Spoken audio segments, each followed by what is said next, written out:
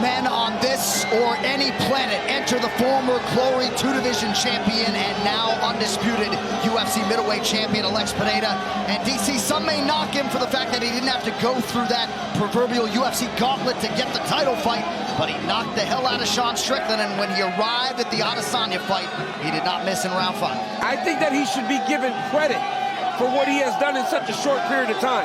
Because, guys, it's so difficult to go into a UFC championship fight.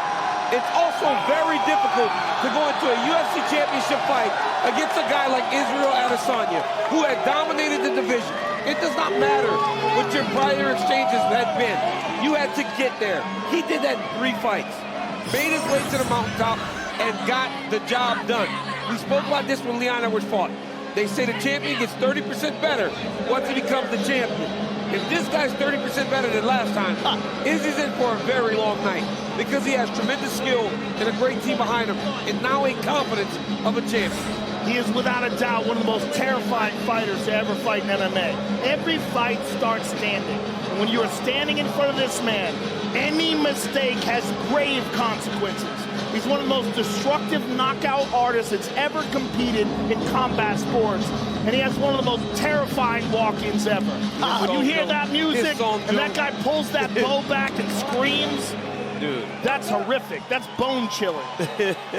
Now, don't shoot the messenger, but he did say he had a broken finger going into that last Adesanya fight that did limit some of what he was able to do in training. So we'll see if that indeed bears watching stylistically in terms of how he approaches this fight. But your word destructive really rings true with me, and I'm sure mixed martial arts fans around the world. He's so big for the weight class, and he's so dense.